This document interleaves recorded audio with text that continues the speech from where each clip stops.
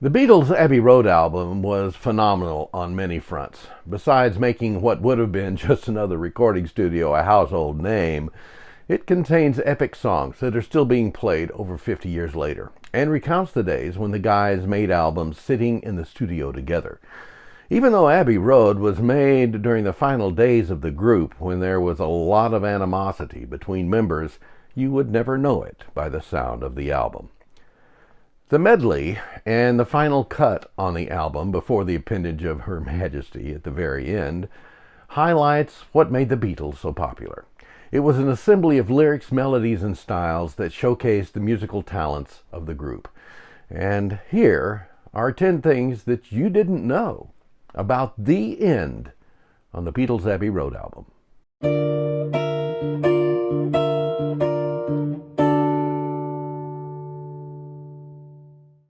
Number 10. 3 different studios were used.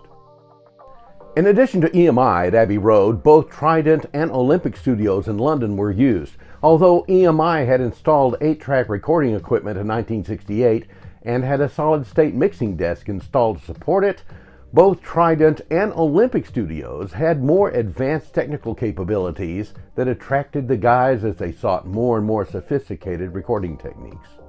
Number 9. Ringo's solo wasn't really a solo in the purest sense. The End features Ringo Starr's only drum solo in the Beatles' entire catalog, but the take in which Starr performed the solo originally had guitar and tambourine accompaniment as well. The other instruments were simply muted out during the mixing so that the ultimate effect on the master was that of him playing a drum solo. To add some backstory to this, Ringo was never comfortable doing a solo and assiduously resisted it through all of the years with the Beatles, until 1969, when the other guys and George Martin made a concerted effort to convince him to play a drum solo on the Abbey Road album. Ringo Starr's drums were recorded on 2 tracks, track 1 and 2 of the 8-track master, reportedly using 12 microphones, which would later allow the drum kit to be mixed across 2 tracks in the final mix in true stereo, unlike the more common practice at that time where drums were hard positioned as a mono instrument in the stereo image. Number 8. Ringo said that he copied part of Ron Bushy's drumming from the Iron Butterfly track In-A-Gadda-Da-Vida. Ron and Ringo actually met in 1971 for drinks after an Iron Butterfly concert where the two exchanged stories and ideas, and Ringo confessed copying Ron Bushy's style for the solo. Ron Bushy said later that he thought that was pretty cool. Number 7.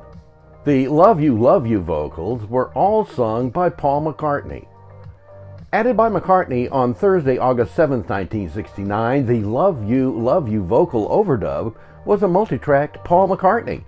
He recorded all the parts himself, including one track with the tape running slower than normal in order to increase the pitch when played back normally. Number 6. It was George Harrison who first suggested the idea of placing a guitar solo in The End. Lennon decided that they should trade solos, and McCartney elected to go first. They entered EMI Studio 3, lined up and powered up their amps, and played 3 rounds in sequence. First McCartney, then Harrison, and then Lennon. As can be heard on the track included on the Anthology 3 album, there was some doodling and practicing on their guitars before the actual solo part came up, some of it heard during Ringo's drum solo section. According to Jeff Emmerich's quote, "Incredibly, after just a brief period of rehearsal, they nailed it in a single take. When it was over, there was no backslapping or hugging." The Beatles rarely expressed themselves physically like that.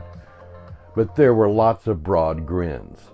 It was a heartwarming moment, and one of the rare times I could say that in recent months. And I made a point of congratulating each of them when they came into the control room to have a listen.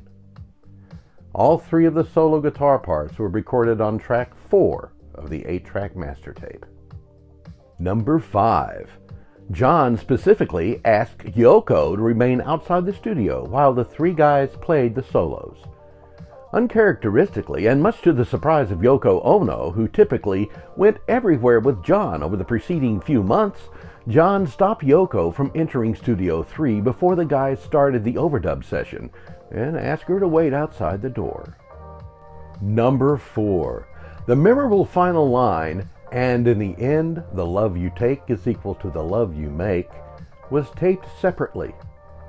Paul recorded the end of the song with piano and vocal overdubs in a single solo session on the 18th of August, 1969.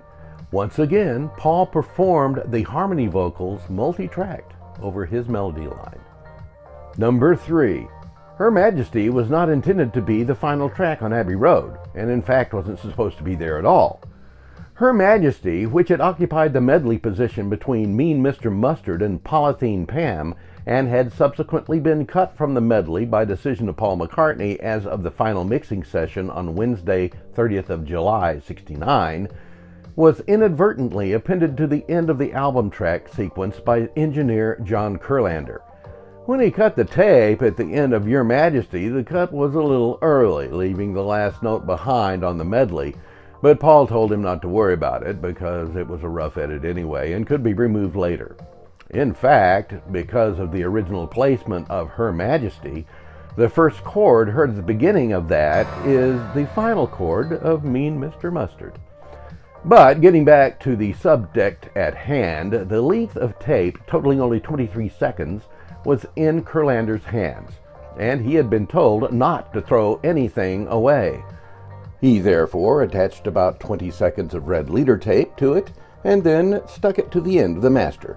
Consequently, about 20 seconds after the end of the master edit, the clipped section played, missing the last note, which was by that time buried and gone in the middle of the master edit between Mean Mr. Mustard and Polythene Pam. Number 2. The End stands as the last known new recording involving all 4 members of the Beatles. There is one additional song that is the next nearest competitor for that title. That is I Me Mine, recorded in January 1970 for the album Let It Be. But it was recorded by only 3 members of the group because Lennon was absent due to having privately left the Beatles in September 1969. And here is number 1. The End originally had the working title of Ending and had nothing to do with the end of the album. The very last time that all 4 Beatles were in the recording studio together was on August 20th, 1969. That's when the songs for the Abbey Road album were sequenced into the running order for the final album master. Although many fans, including this one, are of the opinion that the big medley and the end were intended to be a goodbye to them from the group, the initial working copy of the album mix had sides 1 and 2 reversed from what we know them to be now.